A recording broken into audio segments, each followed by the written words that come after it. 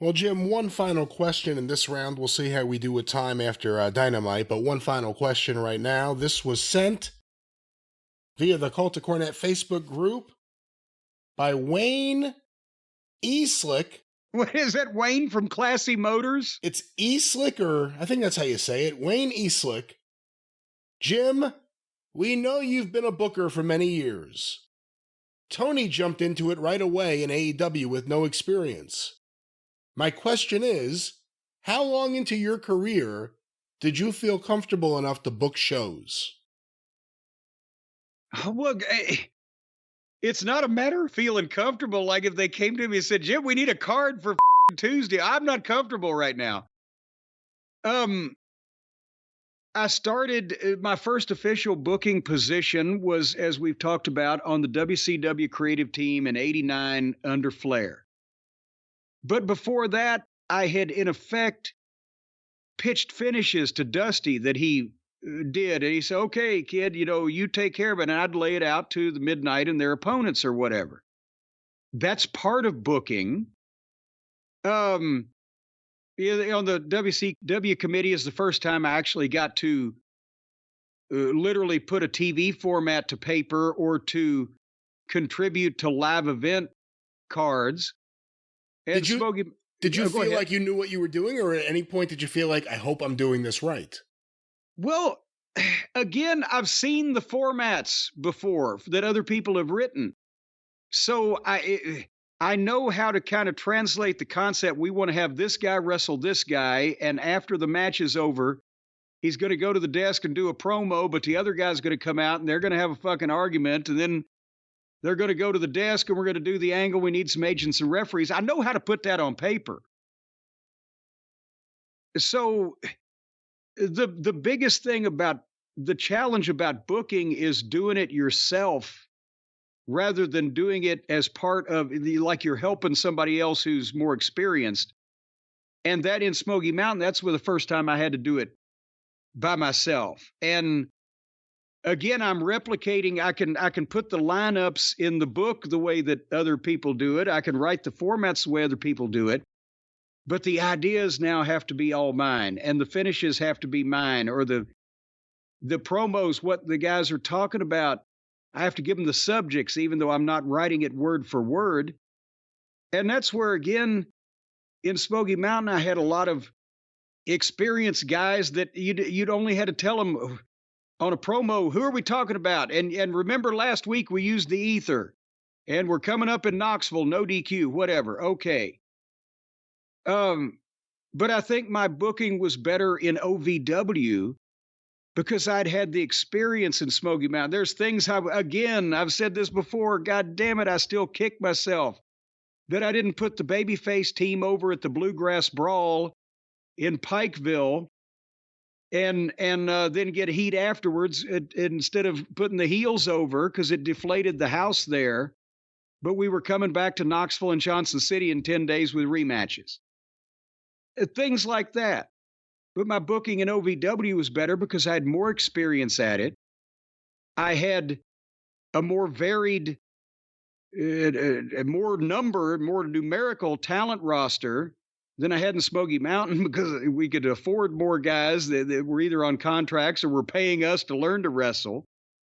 And I just had more experience at it, and the shit made sense from week to week and TV to TV much better. OVW is the best booking I've ever done. With the WWF, that period of time, that's being on Vince's creative team. So you're helping somebody fill in their fucking crossword puzzle. But it's not like you just suddenly say, I'm comfortable booking a fucking show. Because it doesn't matter. You don't get to book one anyway unless you're a fucking booker. And then if you become a booker, you better be ready to book a lot of fucking shows. Does that answer your question? Maybe a little bit of it. I don't know. In terms of Tony Khan jumping right into it, we've seen how it turned out over 5 years. We've seen the problems that manifested quickly and the ones that it became apparent were going to happen over time, and they've all happened. But in advance of that, what did you think would be what would you have thought would be the toughest thing for someone, a novice, to get right out of the gate? And was that what Tony got right or wrong, or was it not exactly what you thought would happen? Well, no, The timing of the shows obviously is one of the issues. Well, but I mean, Jesus Christ, again, you can train a fucking chimpanzee, but part of well, actually, maybe you can't, because part of the thing is that if you're timing your show and you're not giving the guys the finishes, they're coming up with their own finishes and they can't figure time. And they tell you, give me a 3-minute cue to go home, and then they do it in 4.5 minutes. It's not your fault, but you ought to be giving them the finishes and the fucking time cue, which is, as we mentioned, what I did in OVW. If I gave them a finish and I said, you've got a 3-minute cue to go, and if your timing is right in this finish, then we'll have 15 seconds left at the end to say, goddamn, can you believe what happened? We'll see you next week. And if you rush, you're going to be short, and you're going to have to stand there with your dick in your hand. And if you're long, then it ain't going to make the air because we're live to tape. That's how they learn. But Tony can't time a show because he doesn't know how long a finish is going to take to be able to give the time cue, because he can't see it in his head and he can't fucking feel it because he's not giving it to the guys to begin with. And then talent roster and presentation. You can't just give everybody everything from spaghetti with sardines to fucking blueberry ice cream. But put your roster together in a kind of a sensible way that is everybody's able to present the product style that you want to present, and you haven't shot your wad at the beginning. You've got guys that can come in later on and take these guys' place as you gather more viewers, so that you're upgrading instead of having the 20 best wrestlers you can have. At the start of things, his roster was all over the place. He had the legless man, whatever the fuck.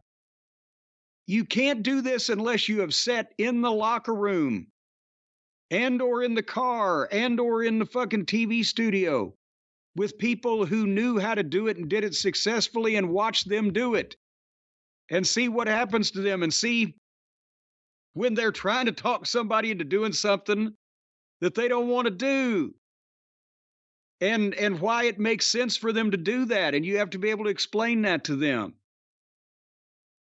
And no, it's not that Tony was good at one thing or bad at another thing. It's that he was totally unprepared for every fucking thing. Because you can pretend to do this on the internet or in your notebooks as a kid, which we all did at varying ages. I was already in the business when Tony was doing it on the internet, age-wise. But you can't actually do it for real until you've watched people who know how to do it for real, and they have told you some things about it, and then you've tried a little bit of it with somebody else to correct your shit and tell you what's wrong with it.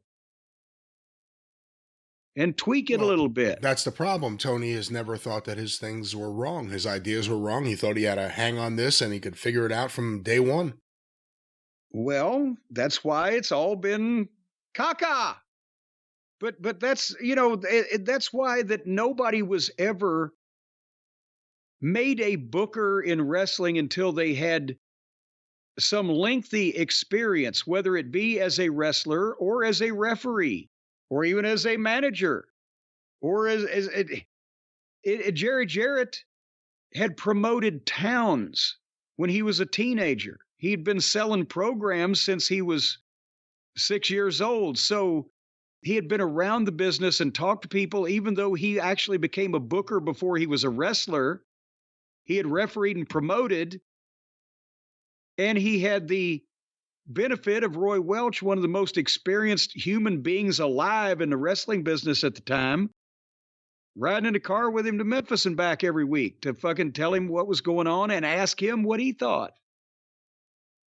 You don't just, I've done this as a fan.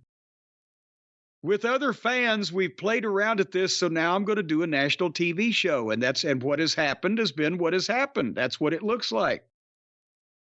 And that's what the $500 million or whatever has covered up for, but that doesn't mean that the shit has made sense, or that you could even... Every time somebody comes back to AEW, if you played the tape of the last time we saw him on television, and then you saw what they walked in and did on that program, it doesn't make sense from one thing to the next. They might be a baby face, might be a heel, might be mad at a guy, they come out, whatever the fuck. There's been no coherence in that program from start to finish. And that's because Tony's, I've had people tell me he's all about making moments. Like, oh, look at this guy. Here he comes. Well, where'd he come from? And why is he here? And boy, we just saw a guy come in last week. This is kind of the same thing. The timing and the context and the story and the reason why we're supposed to go, oh, shit, look at that guy. Tony don't do that. Tony don't play that. He just wants everybody to go, oh, shit, look at that. And then 5 minutes later, they're, oh, shit, look at that again, because they forgot the previous oh, shit.